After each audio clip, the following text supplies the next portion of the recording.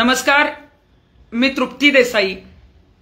आपण मला बऱ्याच आंदोलनातून पाहिलेलं आहे आणि आंदोलन करताना झालेला प्रचंड विरोध असेल, प्रसिद्धीच होतात आपण गेल्यानंतर काही आपल्याच बरोबरचे सहकारी जेव्हा बाहेर पडतात किंवा आपले सहकारी जे नसतातच ते कशा पद्धतीने एखाद्याला प्रसिद्धीच होतात असल्यावर बदनाम करतात, हे तुम्ही माझ्या आंदोलनातही पाहिलेलं आहे।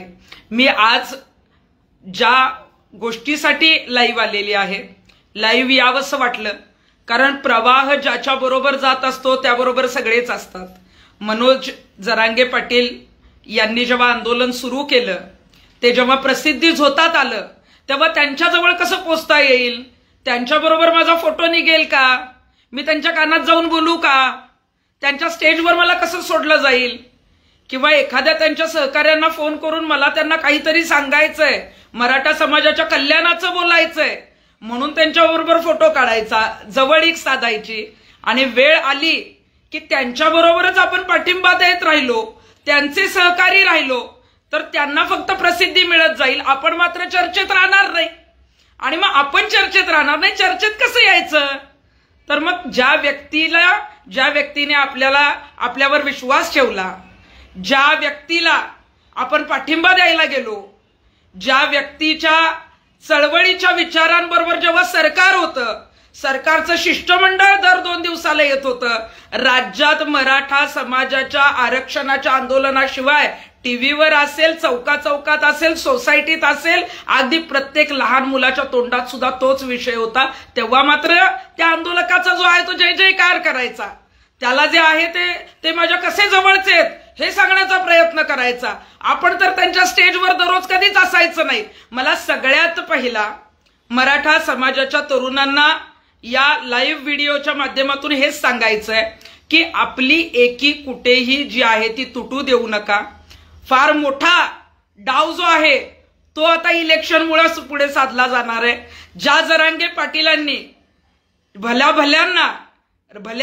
राजकारण्यांना तिथे यायला लावलं, परवा मुख्यमंत्री साहेब म्हणाले की मी माझ्या कुठलेही प्रोटोकॉल लक्षात नाही घेतले, आम्हाला आनंदच आहे, मुख्यमंत्री साहेबांचा आदरच आहे, पण मुख्यमंत्री साहेब समाजाने इतक्या लाखोनी कोटीने पाठिंबा दिला त्यामुळे तुम्हाला तिथे यावं लागलं, त्याबाबत न्याय द्यावा लागला। तुम्ही परवा मराठा समाजाला आरक्षणही दिलं 10%, त्याचं स्वागतच आहे, परंतु सगळे सोयरे याच्या संदर्भात जी अधिसूचना काढली, मनोज दादा जरांगे पाटलांची काय मागणी आहे? मला वाटते जे कोणी चुकीचा प्रचार करतायत, जे कोणी आता त्यांची बदनामी करतायत, त्यांना मला आवर्जून हेच सांगायचंय, त्यांची पहिली मागणीच अशी होती की सगळे सोयऱ्यांचा जो कायदा आहे तो करा, त्याची अधिसूचना काढा। मागच्या वेळी त्यांनी उपोषण सोडावं म्हणून तुम्ही अधिसूचना काढली, जेव्हा मराठ्यांचं आंदोलन जे आहे ते आंतरवाली सराटी ते वाशीपर्यंत पोहोचलं तेव्हाही तुम्ही तिथे आलात, मराठ्यांना आरक्षण देण्याचा निर्णय घेतला। अधिसूचना जर तुम्ही मागच्या वेळी काढली, सगळे सोयऱ्यांना जो आहे तो न्याय द्यायचा किंवा सगळे सोयऱ्यांना आरक्षणामध्ये सामील करायचं, मग जरांगे पाटील साहेबांचं एकच म्हणणं आहे की त्याची अंमलबजावणी तुम्ही का नाही केली? म्हणजे मराठ्यांना फसवलंच ना। तुम्ही आरक्षण दिलं, त्या आरक्षणाचं स्वागतच आहे। मी एक मराठा समाजाची कार्यकर्ती आहे, मी मराठा समाजाची महिला आहे, मी सगळ्या जाती धर्मांना समान मानते, परंतु एक मराठा समाजाची महिला म्हणून मी याचा आवर्जून तुम्ही दिलेल्या आरक्षणाचं स्वागत करेन, कारण मराठा समाजाच्या तरुणांना, शेतकऱ्यांना, गोरगरिबांना कुठल्या परिस्थितीतून जातं हे मला चांगलंच माहिती आहे। परंतु आरक्षण कुणामुळे द्यावं लागलं?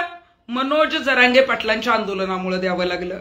सरकारने श्रेय घेतला असेल किंवा सरकारने जरांगे पाटलांना सुद्धा श्रेय देण्याचा मोठेपणा दाखवला, परंतु आता मात्र जेव्हा सरकारने 10% आरक्षण दिलं, आरक्षण दिल्यानंतर त्यांना असं वाटलं की आता मनोज जरांगे पाटील आंदोलन थांबवतील, उपोषण मागे घेतील आणि आता जी काही इलेक्शन आहेत, मग आता लोकसभेचं इलेक्शन साधारण एप्रिल महिन्यात लागेल, साधारण मार्च मध्ये जी आहे ती आचारसंहिता लागणार आहे आणि त्याच वेळेला सरकारला वाटतं की आता आपण जे मराठा आरक्षणाची घोषणा केली आहे ते पुढे टिकेल नाही टिकेल हा पुढचा प्रश्न आहे। पण आनंद याचा आहे की मराठा समाज जो आहे तो मागासलेपण जे आहे ते आतापर्यंत मराठा समाजाचं सिद्ध झालं नव्हतं, सिद्ध झालं नव्हतं ते या मागासवर्ग आयोगाच्या माध्यमातून सिद्ध झालं. आता राहिला सगळे सोयऱ्यांचा प्रश्न. जो मुद्दा घेऊन जे मनोज जरांगे पाटील आंदोलन करताय तो मुद्दा ठामपणे ते मांडणारच ना.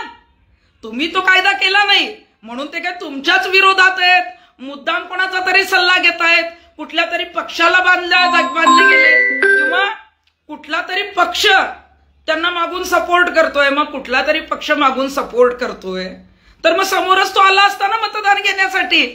ते लोक स्टेजवर येऊन बसले असते. विरोधकांपैकी मला वाटतं फार काही नेते तिथे गेले नाहीत. सुरुवातीच्या पहिल्या 2-3 दिवसात गेले होते, नंतर तर सरकारची शिष्टमंडळ अगदी नको म्हटलं तरी तिथे येऊन बसायची. कारण त्यांना काहीही करून मराठ्यांचा जो उद्रेक आहे, मराठा समाज जो एकत्र झालेला आहे, मराठा समाजाची ही जी काही शक्ती आहे त्याचं विभाजन करण्याचा डाव सध्या चालू आहे. त्यामुळे तुम्ही सावध व्हा.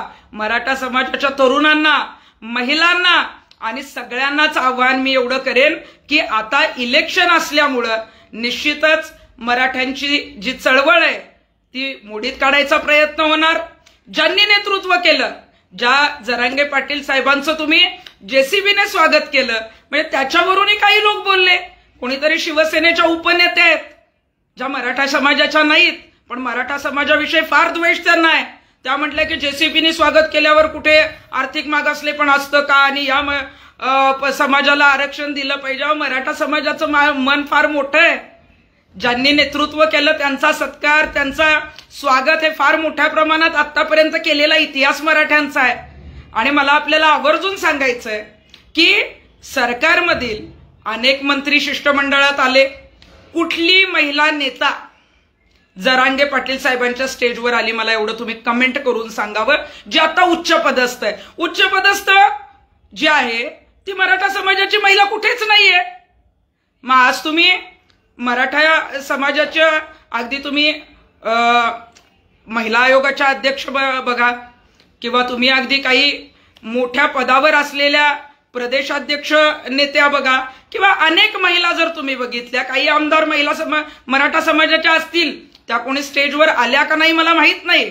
परंतु मग मराठा समाजाच्या महिला नेत्या तुम्ही काहीच बोलत नाही. मराठा समाजाच्या नेत्या किंवा महिला एकही उच्च पदस्थ नाही का नाहीये याचं उत्तर मला वाटतंय की मी सांगण्यापेक्षा ह्या आरक्षणाचा प्रश्न कशावर चाललेला आहे. मराठा समाजासाठी जरांगे पाटलांसारखा प्रामाणिक कार्यकर्ता जे लढतोय का हो इतकी दहशत बसली त्यांची. आणि आता तुम्ही बदनाम करायला एक लोक बाहेर काढताय का. आणि बाहेर काढायला काही निर्लज्जांना हे कळत नाही का की आपण ज्यांना पाठिंबा देत होतो, ज्यांच्या पुढं पुढं करत होतो, त्यावेळेला जरांगे पाटलांविषयी बोलायला एखादा बाईट माझा एखाद्या युट्यूब चॅनलला तरी लागला पाहिजे, एखादं स्टेटमेंट तरी आलं पाहिजे, माझा फोटो स्टेटसला लागला पाहिजे, माझा फोटो जरांगे पाटलांबरोबर प्रोफाईलला लागला पाहिजे. अहो एवढी अशा पद्धतीनं तुम्ही जे काही अपेक्षा करणारे आज तुम्ही त्यांच्याच विरोधात बोलतायत. बरं विरोधात बोला ना, अभिव्यक्ती स्वातंत्र्य आहे. तुम्ही कुणाविषयी काय बोलायचा हा ज्याचा त्याचा प्रश्न आहे. परंतु तुम्ही एखाद्या माणसाला ज्यानं तुम्हाला विश्वासाने जवळ केलं किंवा काही जणांना जवळ केलंही नसेल तरी सांगायचं मी त्यांच्या जवळचा आहे, म्हणजे महत्व प्राप्त होतं. म्हणून तुम्ही ज्या पद्धतीनं जे काय आरोप करताय ना, मला वाटतं आपण जेव्हा एखादा दगड चिखलात टाकत असतो तेव्हा मला वाटतं की चिखल आपल्याही अंगावर उडत असतो. त्यामुळं आपण टीका करताना कुणावर टीका करतोय हा बरोबर आहे, त्यांचंही बरोबरच आहे. कारण सध्या टीआरपी फक्त मनोज जरांगे पाटलांना आहे. मनोज जरांगे पाटलांच्या विरोधात बोललं की आपली बातमी लागणार, नाहीतर कुठली बातमी लागूच शकत नाही. बरं जे कोणी सांगतायत की आम्ही विरोध करणारे सुद्धा मराठाच आहे, अरे हो पण मराठा समाज तुमच्या पोस्ट का नाही शेअर करत आहे. ओबीसी नेते आणि ओबीसी ग्रुप का शेअर करतायत. कारण मराठा नेते किंवा मराठा लोकच कशी मराठ्यांची जिरवतात याची मजा बघतायत काही लोक. आणि तुम्ही त्याच समाजामध्ये राहून त्याच समाजात मला वाटतं जरांगे पाटलांचे कदाचित विचार तुम्हाला पटत नसतील. काही जरांगे पाटलांच्या मागण्या कदाचित काही वाक्य आहेत ती मलाही मान्य आहेत किंवा काही मान्य नसतील सुद्धा. म्हणून काही एखाद्याला बदनाम करायचं, एखाद्याला जेव्हा समाजाने उचलून धरलेलं आहे, कुणीतरी काहीतरी सांगतंय, कुठला तरी गट काहीतरी सांगतो आणि मग त्याला बदनाम करायचं. अचानक टीव्ही मीडियाला मलाही उद्या पत्रकार परिषद घेता आली असती, पण मला हे काही प्रसिद्धीसाठी करायचं नाहीये. म्हणून मी जनतेला मगाशी मेसेज केलेला होता की या संदर्भात, कारण मनोज जरांगे पाटलांच्या जेव्हा राज्यात सभा सुरू होत्या तेव्हा अनेक जण त्यांच्या पोस्ट टाकत होते, लाईव्ह येत होते, अनेक काही सांगत होते की आता आम्ही दादांबरोबरच आहे, आम्ही शेवटपर्यंत राहणार आहे. आज कुणीच त्यांच्या बाजूने बोलताना दिसलं नाही. जे जे काही पुढं करणारे होते, जे जे त्यांच्या आधी स्टेजवर जाऊन बोलणारे होते, खूप काही चांगलं सांगणारे होते, ते कुठे गेले? तेही नेत्यांच्या जवळ आहेत. अनेक नेत्यांच्या जवळ असल्यामुळं मग नेत्यांच्या विरोधात बोलायचं का नाही? 10% आरक्षण दिल्यानंतर आपण जर काही विरोध केला तर मग नेते लक्षात ठेवतील का? उद्या आपल्याला एखादं पद मिळेल का नाही? या भीतीत कदाचित काही जण बोलले नसतील. मला वाटतंय मनोज जरांगे पाटील यांना अंतरवाली सराटीमध्ये मी पाठिंबा द्यायला गेले होते तेव्हाही मनापासून पाठिंबा होता. एखादा प्रामाणिक व्यक्ती जर एखाद्या समाजासाठी आमरण उपोषण म्हणजे काय साधं वाटलं का हो तुम्हाला? एक दिवस आपला उपवास असल्यावर संध्याकाळी किती कडकडून भूक लागते. एखादी एकादशी आपण जेव्हा ठेवतो त्या दिवशी उपवासाचं किती खातो हे आपल्या लक्षात येत असेल. आज 9, 10, 11, 12 दिवस आमरण उपोषण करायचं, आपल्या घरात जायचं नाही, आपला परिवार वाऱ्यावर सोडून द्यायचा.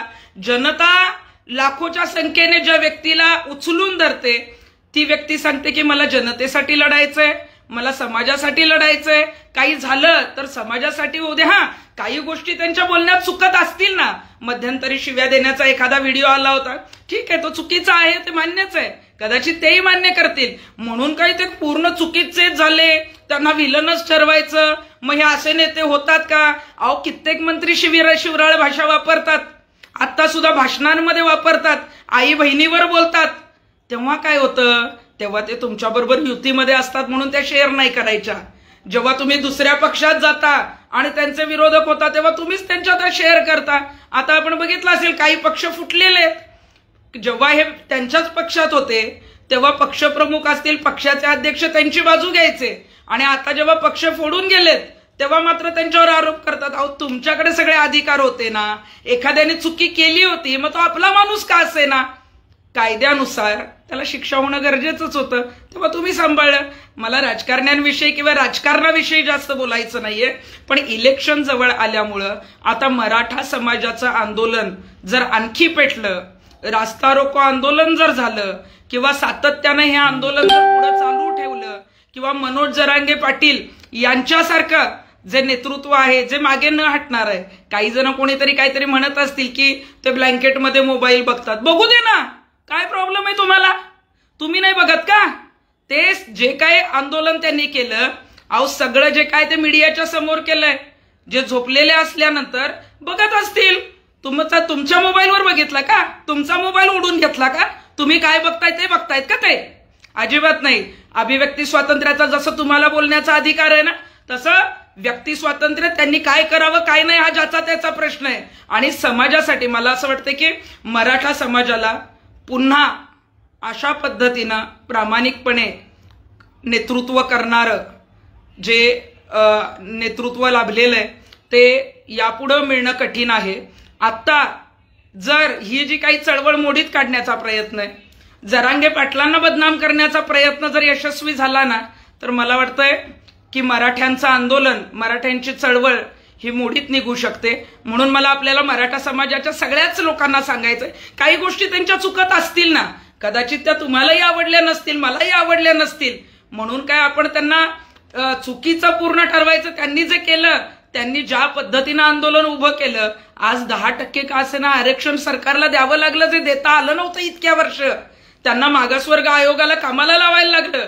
जेव्हा मुख्यमंत्री स्वतः सांगतात की रात्रंदिवस जे आहे ते काम चालू होतं, काहीतरी 100-150 दिवस, हे कुणामुळं? ह्या आंदोलनाच्या दबावामुळं. अनेक तरुणांवर गुन्हे दाखल झाले, अनेक तरुण रस्त्यावर उतरले, कायद्याची भीती बाळगली नाही, अनेक जणांवर गुन्हे दाखल झालेत. पण लोकांचं हेच म्हणणं होतं की मराठा समाजाला आता तरी आरक्षण मिळू द्या, आता तरी आमच्यासारख्या आम्हाला नाही मिळालं, आम्हाला नोकऱ्या नाही लागल्या, जास्त मार्क मिळवून सुद्धा इतरांना लागल्या, पण आमच्या हक्काचं जे आरक्षण आहे ते कोणीतरी मिळवून देतोय तर आम्ही त्यांच्या मागे उभं राहतो. जेव्हा आंदोलन उभं राहिलं, जरांगे पाटील चर्चेत आले, तर मनोज जरांगे पाटील चर्चेत आल्यानंतर मात्र त्यांचा उधो उधो करणारे अनेक जण होते.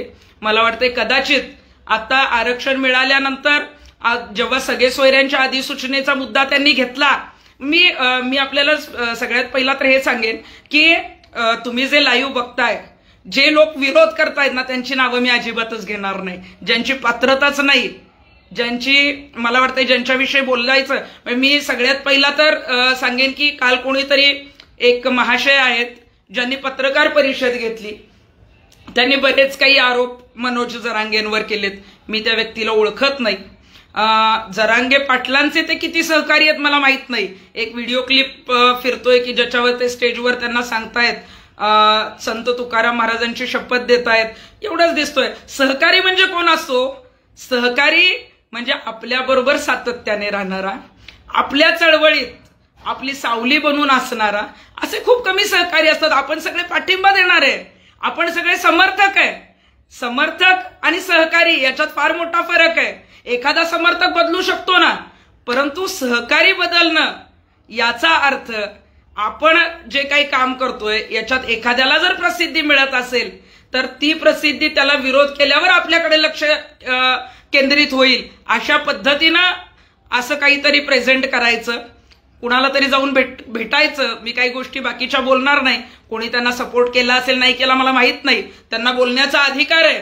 परंतु तुम्ही जे काय आरोप करता, कोणीतरी ते महाशय असं म्हणत होते की वाशीला पहाटे गुप्त मीटिंग झाल्या. अरे झाल्या तर तेव्हा यायचं ना, प्रेसला सांगायचं ना, का नाही सांगितलं?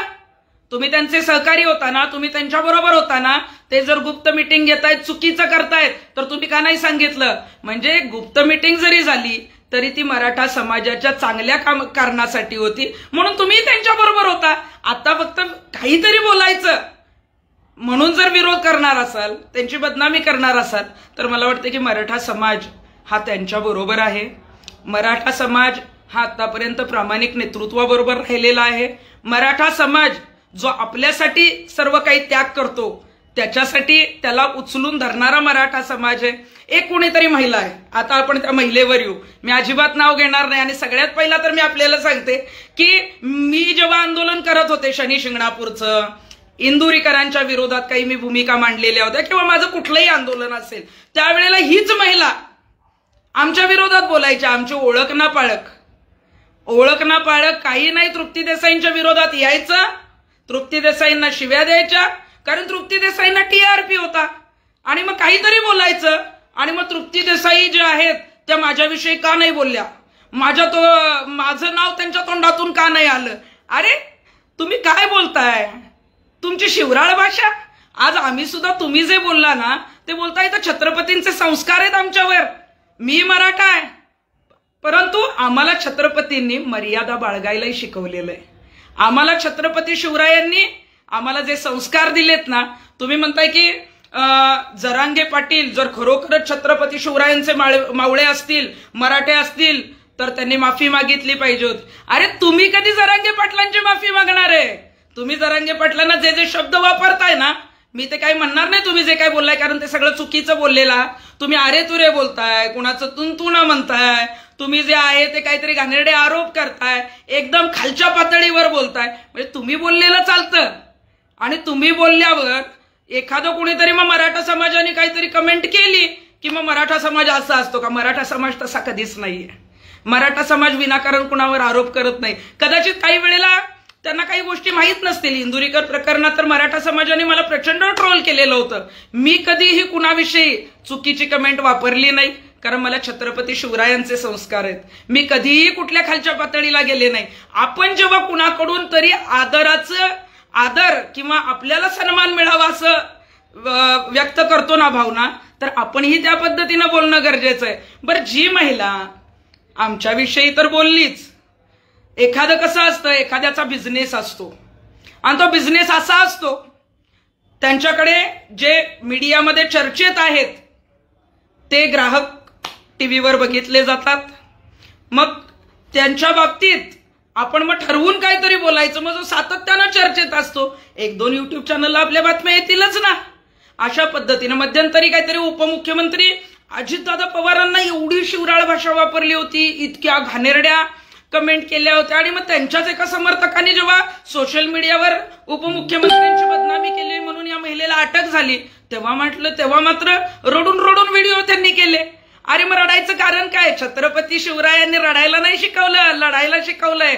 आजपर्यंत माझ्यावर पण भरपूर ट्रोलिंग झालंय. आजपर्यंत जितक्या कुणाला ट्रोलिंग झालं नसेल ना तेवढं मला झालंय. मी कधीच रडले नाही, कारण रडण्यापेक्षा लढलो, जिंकलो, यशस्वी झालो याला फार महत्व आहे. त्यामुळे जरांगे पाटीलांनी जे आहे ती माफी मागितली पाहिजे, किंवा जरांगे पाटलांच्या तोंडून जर माझं नाव आलं तर मी फार चर्चेत येईल. मला वाटतं जरांगे पाटील साहेबांना माझी विनंती आहे, अशा कुणाकडेही काही लक्ष देऊ नका.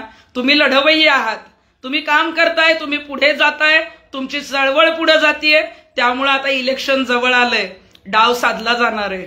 तुमच्यातली लोक असू देत, तुमच्या आजूबाजूची लोक असू देत, फोडली जातील, काही जण फुटतील, काही जण कायमस्वरूपी तुमच्या बरोबर राहतील. परंतु तुमची भावना, तुमचं काम मराठा समाजासाठी प्रामाणिक आहे. तुम्ही जे करताय ते खूप चांगल्या पद्धतीनं करताय, रेटून धरताय. तुम्ही मॅनेज होत नाही, तुम्ही कुणाच्या धमक्यांना घाबरत नाही. तुम्हाला कुठल्या मंत्र्यांनी जर उलट उत्तर दिलं तर तुम्ही त्याला ऐकत नाही. काही गोष्टी अशा आहेत की बऱ्याच जणांचं म्हणणं आहे की मनोज जरांगे पाटलांची भाषा बऱ्याच वेळेला बरोबर नसते. कदाचित मलाही त्यांची काही वाक्य खटकली असतील, परंतु ती मराठवाड्याची भाषा आहे. मी मराठवाड्यात अनेक दौरे केलेले आहेत. नांदेड असेल, जालना असेल, लातूर असेल, धाराशिव असेल, या भागात मी गेली आहे. आणि तिथं बोलता बोलता काय शब्द वापरतात किंवा कशा पद्धतीनं, एकदा आपण बघितलं होतं की जालन्यावरून रावसाहेब दानवे जे केंद्रीय मंत्री आहेत ते म्हटले होते की शेतकऱ्यांना काहीतरी साले शब्द वापरला होता आणि त्यावेळेला बराच विरोध झाला. आम्ही त्यांना विरोध केलेला होता, पण त्यावेळी त्यांनी सांगितलं की आमची बोली भाषा आहे, आम्ही बोलता बोलता साले हा शब्द वापरतो.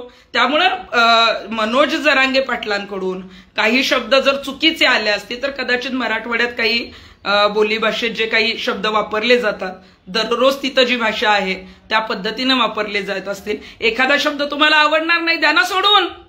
तुम्ही कशाला, तुम्ही विरोध करताय ना, करा, सभ्य भाषेत करा, चांगल्या पद्धतीनं करा. जेव्हा छत्रपती शिवाजी महाराजांचं तुम्ही नाव घेताय ना, तर छत्रपती शिवाजी महाराजांनी जे शिकवलेले संस्कार आहेत ना, राजमाता जिजाऊंनी जे शिकवलेलं आहे ना, मराठ्यांची मुलं, आमची तरुण मुलं कधीच कुणाला ट्रोल करणार नाहीत. परंतु तुम्ही जर घाणेरडी भाषा वापरली, तुम्ही जर खालच्या पातळीला गेलात, तुम्ही जर एखाद्याला, कोणी जर देवासमान किंवा एखाद्याला जर गुरु समान मानत असेल, त्याची जर इज्जत काढत असाल, तर का हो तुम्हाला फुलाची माळ घालतील? तुमची इज्जतच काढणार ना. मग त्या जागी कोणी पुरुष असेल किंवा महिला असेल, मी मराठा समाजाच्या तरुणांना आव्हान करेनच की तुम्ही कुणालाही फार चुकीच्या पद्धतीनं खालच्या भाषेत लिहू नका. परंतु जे कोणी बोलतायत त्यांनाही सांगेन, तुम्ही खालच्या भाषेत बोललात तर तुम्हाला खालच्या भाषेतच समोरचा उत्तर देणार. किती जणांची तोंड बंद करणार आहे आपण? आम्ही आव्हान करू, परंतु ज्याला सहनच होणार नाही तो अजिबात ऐकणार नाही. त्यामुळं, आणि जी महिला जरांगे पाटील यांच्या विरोधात, जी महिला जरांगे पाटील यांच्या विरोधात बोलतीये, त्या महिलेच्या विरोधात खंडणीचा गुन्हा दाखल आहे. साधारण काहीतरी 6 का 8 फेब्रुवारी 2016 चाकण पोलीस स्टेशनला जे आहे ते एका तरुणाला हप्ता मागण्यात आला, जो आहे त्या ब्लॅकमेल करण्यात आला. एक मिनिट, वारंवार फोन येतो. वारंवार ब्लॅकमेल करण्यात आलं, हप्ता मागण्यात आला आणि म्हणूनच जे आहे ते या महिलेवर खंडणीचा गुन्हा जो आहे तो 2016 साली चाकण पोलीस स्टेशनला दाखल आहे. अनेक जणांवर तरुण आमच्याकडेही आले, जेव्हा आमच्याबरोबर विरोधात ही महिला बोलत होती त्यावेळेला आमच्याकडे बरेच तरुण आले की आमच्यावर बरेच खोटे विनयभंगाचे गुन्हे दाखल जे आहेत ते या महिलेने करायला लावलेले आहेत आणि त्यानंतर आम्हाला ब्लॅकमेल करण्याचा प्रयत्न केलाय. असे अनेक गुन्हे, अशा अनेक तक्रारी सुद्धा ज्या आहेत त्या पोलीस स्टेशनला दाखल आहेत. मध्यंतरी तर ही महिला ज्या भागात राहते त्या भागातील लोकांनी त्या चाकण परिसरातून आणि पुणे जिल्ह्यातून या महिलेला हद्दपार करा म्हणून जे आहे ते सह्यांचं निवेदन दिलं. आज आम्ही अनेक आंदोलनं केली आहेत, अनेक गुन्हे आमच्यावर दाखल आहेत, परंतु ती सगळी लोकांच्या जी आंदोलनं आहेत ती सगळी लोकांना न्याय देण्यासाठी दिले. तुम्हाला हद्दपार करण्यासाठी जनता कधी जे आहे तुमच्या विरोधात जाते. एखाद्या गुंडाला हद्दपार करण्यासाठी लोक पुढाकार घेतील, परंतु तुम्ही काही चुकीच्या गोष्टी ज्या आहेत त्या आपल्या आजूबाजूला करत असाल, समाजात करत असाल, तर तुम्हाला त्या पद्धतीनं जे आहे ते पोलीस स्टेशनला जे आहे ते जातील. बऱ्याच मला वाटतंय की सोशल मीडियावर सुद्धा बदनामी केली म्हणून आमदार श्वेता महाले ज्या महिला आमदार आहेत त्यांची काहीतरी बरीच बदनामी केली. तेव्हाही बुलढाण्याला पोलिसांनी ताब्यात घेतलेलं होतं. वारंवार सोशल मीडियाच्या माध्यमातून काहीतरी बोलायचं, चर्चेत यायचं. ठीक आहे, चर्चेत या, तुम्हाला प्रसिद्धी पाहिजे, प्रसिद्धी मिळू दे, काही अडचण नाहीये. परंतु मग जरांगे पाटलांविषयी काहीतरी घाणेरडं बोलल्यावर तुम्ही चर्चेत येणार आहे का? अजिबात नाही. तुम्ही जेव्हा एखादी टीका करताय तेव्हा कुठल्या पातळीला आपण जावं आणि कुठल्या पातळीला जाऊ नये यासाठी मला वाटतंय की आपण ज्या पद्धतीनं हे करत असतो, तुम्ही तुमची भाषा जी काय वापरता ती चुकीची आहे. मला वाटतंय की जी महिला बोलली ती काय माझी दुश्मन नाही, कदाचित तिची मी दुश्मन असू शकते, कारण ती आमच्या विरोधात याच्या आधी बोलत होती. पण त्यांना वाटत असेल की मराठा समाजाने मला किंवा मराठा तरुणांनी किंवा कोणीही त्यांना ट्रोल केला असेल, घाणेरड्या भाषा बोलल्या असतील, तर जरांगे पाटलांनी तुमची माफी मागायची गरज नाहीये, कारण जरांगे पाटलांनी काही कमेंट केलेली नाहीये. पण त्या तरुणांच्या वतीने एक महिला म्हणून, एक छत्रपतींची जी आहे ती शिकवण म्हणून, कुणाला तुम्हालाच नाही कुणाला जर काही कुणी ट्रोल केला असेल, चुकीची भाषा वापरली असेल, तर तमाम मराठा समाजाच्या वतीनं मी सगळ्यांची जी आहे ती माफी मागू शकते. या महिलेची वगैरे माफी मागेल. मी तुम्हाला आधीच सांगितलं, मी महिलांचं काम करते, कुठल्या महिलेला कधी चुकीचं म्हणणार नाही. पण जी चुकीची महिला आहे तिला कधी पाठीशी घालणार नाही. वारंवार खुनशी स्वभाव एखाद्याचा असणं, एखाद्याला ब्लॅकमेलिंग करणं, वारंवार चर्चेत असणाऱ्या व्यक्तींच्या विरोधात बोलणं, प्रसिद्धी झोतात येणं आणि मग प्रसिद्धी झोतात आल्यानंतर त्यांचं काहीतरी बाहेर काढलं की मग रडून व्हिडिओ काढणं, आपल्या जवळच्या घरातल्या मुलींना वगैरे जवळ घेणं, सहानुभूती मिळवण्याचा प्रयत्न करणं, हे आम्ही कधी केलं नाही, कधी गरज नाही लागली. समाज खूप चांगला ओळखतो, खूप चांगला समाज जो आहे ना सगळ्या जाती धर्मांचा, त्याला खूप चांगले नेतृत्व माहीत असतात, कोण कसं आहे. काही जणांना माहीत नसेल तरी त्यांना कळतं स्वभावावरून, बोलण्यावरून काय होऊ शकतं किंवा हे काय करू शकतात.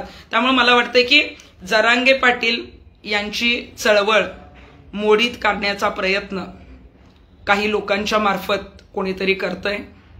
कोणी जर काही जणांना वाटत असेल की काही जणांच्या मार्फत होत नसेल, तर काही जण मुद्दाम करतायत, मग ते प्रसिद्धी झोतात येण्यासाठी करत असतील, किंवा इलेक्शन जवळ आलं आहे, आपल्याला काहीतरी महत्व प्राप्त होईल, आपल्याला कुठल्या तरी पक्षात काहीतरी पद मिळेल यासाठी करतायत. अजूनही काही दररोज कदाचित उद्या परवा काही लोक ठेवलेली असतील जी जरांगे पाटलांच्या विरोधात या मराठा समाजाच्या चळवळीच्या विरोधात किंवा ही शक्ती, मराठ्यांची शक्ती विभाजन करण्याचा प्रयत्न जो आहे तो अनेकांकडून केला जाईल. मराठा समाजाच्या तरुणांना, आंदोलकांना एवढंच सांगेन, तुम्ही जे आता एकत्र आहात ना, तुमची एकी कुठंतरी सगळ्यांना खुपती आहे आणि म्हणूनच हे सगळं चाललंय. या लोकांना दुर्लक्षित करा. मला तर या लोकांविषयी आज काही बोलायचंच नव्हतं, परंतु तुमच्या कमेंट आल्या. मी काय कधी माझी पातळी सोडणार नाही, मी चुकीचं बोलणार नाही, खालच्या पातळीवर बोलणं मला येणार नाही, माझे ते संस्कार नाहीत. आणि त्या पद्धतीचं जेव्हा म्हणतो की आपण चुकीचं बोलत नाही, तर समोरचा कशाला कोण चुकीचं बोलेल. तुम्ही नका ना बोलू चुकीचं. तुम्ही जरांगे पाटलांना विरोध करा, पण चांगल्या भाषेत करा. तुम्ही तुमच्या पद्धतीनं, मी हा व्हिडिओ करतेय, माझ्याकडून चुकीचा शब्द कदाचित गेलेला नसेल, तो जाणारही नाही, कारण आम्ही तो कधी वापरलेलाच नाही. आपण ज्या पद्धतीनं समाजात राहत असतो, समाजामध्ये काही लोक आपल्याला फॉलो करत असतात किंवा काही लोकांना कदाचित आपण आवडतही नसतो, परंतु त्या लोकांना आवडत जरी नसलो ना तरी आपले मुद्दे पटत असतात, कारण आपण जे बोलत असतो ते त्यांच्यावर बिंबत असतं. आपण काही गोष्टी लोकांना माहीत नसतात त्या सांगत असतो. बऱ्याच जणांच्या कमेंट मग अशा आल्या की दोन्ही बाजूची माहिती घ्या आणि मग बोला.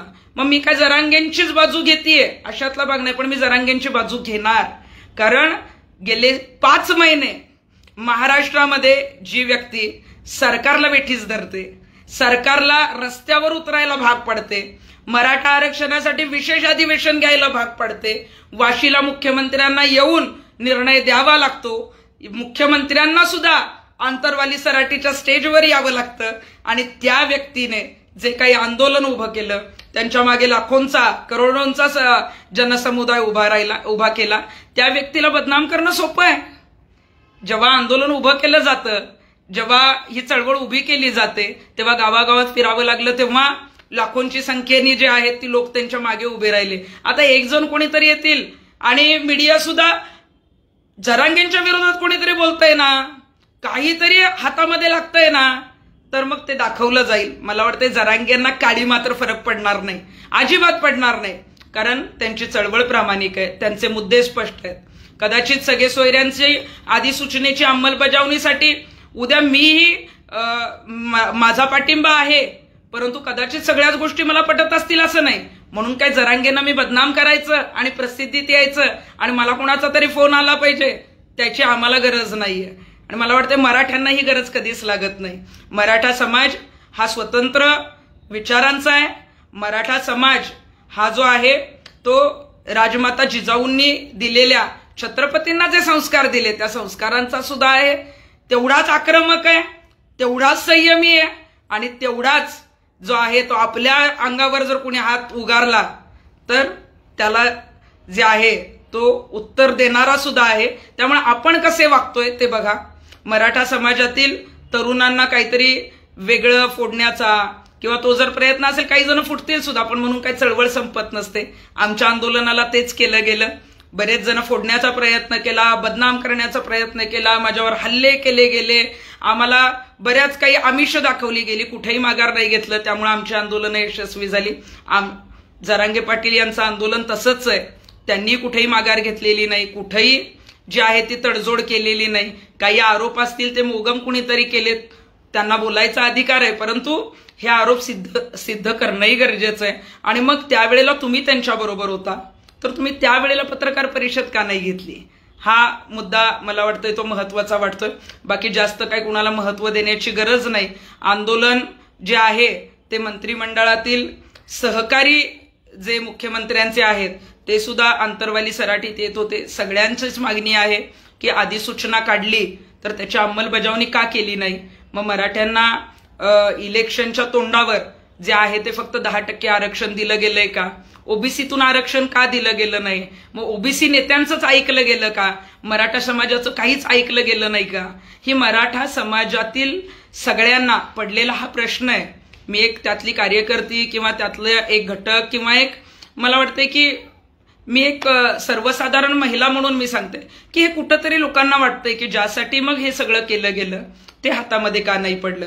आणि मग तुम्हाला जर खरोखरच आरक्षण द्यायचं असेल, ही जी चळवळ जी आहे ती मोडण्यापेक्षा मला वाटतंय की तुम्ही खूप चांगल्या पद्धतीनं ही मिटवू शकता, याच्यामध्ये मार्ग काढू शकता.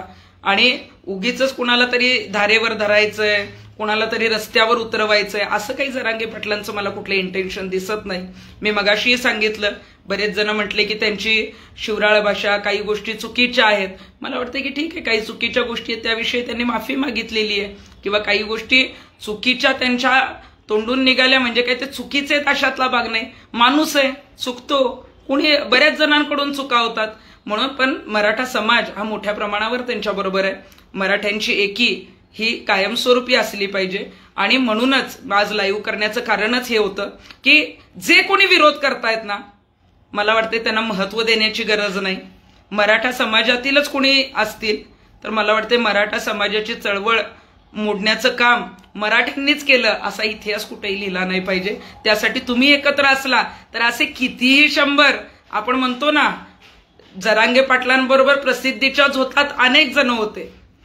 आता जे काही वादळ किंवा ज्या पद्धतीनं त्यांना बदनाम करण्याचा डाव साधला जाणार आहे, चळवळ मोडीत काढली जाणार आहे, तेव्हा काही लोक बाहेर जातील सुद्धा, स्वतःचा स्वार्थ साधतील. परंतु मला सांगायचंय, राहिले ते मावळे आणि उडाले ते कावळे असं म्हटलं जातं. आणि मग तुम्ही तो विचार करा की आपण प्रामाणिक माणसाबरोबर राहूया.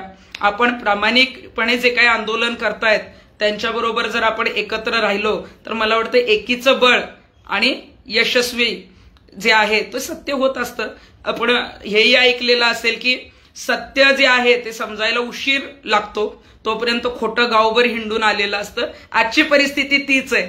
कालची पत्रकार परिषद आणि आजचं जे काही मी ऐकलं, खोटं गावभर हिंडून येतं, परंतु मला वाटतं की सत्य लोकांना माहिती आहे. जरांगे पाटलांच्या विरोधात कोणीतरी बोलतंय म्हणून प्रसिद्धी मिळते, हेही तुम्ही लक्षात ठेवा. त्यामुळे कुणाला काय प्रसिद्धी द्यायची, आणि एखाद्याला बोट दाखवताना आपल्याकडे 4 बोटं आहेत, आपल्याकडे 4 बोटं असताना आपण कुणावर तरी टीका करतोय. मग उद्या म्हटलं जाईल की आमची बदनामीच केली गेली. आमची बदनामी जी आहे ती मराठा समाजांनी अशी कातरणं टाकली, तशी कातरणं टाकली. अरे कातरणं पेपरला चाललेली आहेत म्हणून मराठा समाजातली मुलं टाकणार, ती काही बदनामी म्हणता येणार नाही. परंतु तुम्ही एखाद्याची बदनामी करत असाल तर मला वाटते की ती थांबवा. तुमची बदनामी कोणी करणार नाही. मराठा समाजाला पुन्हा आवाहन करेन, खालच्या पातळीवर आपण कुठल्या कमेंट करायच्या नाहीत, परंतु कोणी घाणेरड्या पद्धतीनं जर समोर जात असेल, मला वाटतं की सोशल मीडियावर जर घाणेरड्या पद्धतीनं कोणी काय बोलत असेल तर आपण रितसर सायबरला कंप्लेंट करू शकतो, मेल करू शकतो. इतकंही मोठं काही कोणाला करायची गरज नाहीये. जे त्यांचं ज्यांची इच्छाच आहे की आपल्याला मोठं व्हायचं आणि काहीतरी चुकीचं करायचंय, तर मला वाटते ते काय होऊ देऊ नका. आणि जरांगे पाटील दादांना एवढंच सांगते की तुम्ही सत्य आहात, तुमचं आंदोलन प्रामाणिक आहे. आम्ही सगळे, मी एक आंदोलन कार्यकर्ती आहे, आंदोलक आहे. मी फार मोठी आंदोलनही केलेली आहेत, बराच त्रास सहन करावा लागला, बदनामीपासून ते अगदी हल्ल्यांपर्यंत सगळं सहन करावं लागलं, पण शेवटी सत्याचा विजय झाला. त्यामुळे जाता जाता एवढंच सांगेन, कुणी काय बोललं तर आपल्याला काही काडी मात्र फरक पडत नसतो. मराठा समाज आणि मराठा हा लढणार आहे. जरांगे पाटलांविषयी एवढंच सांगेन की सत्याची लढाई आहे, सत्य परेशान हो सकता है लेकिन पराजित नहीं, पराजित नहीं, पराजित नहीं. धन्यवाद.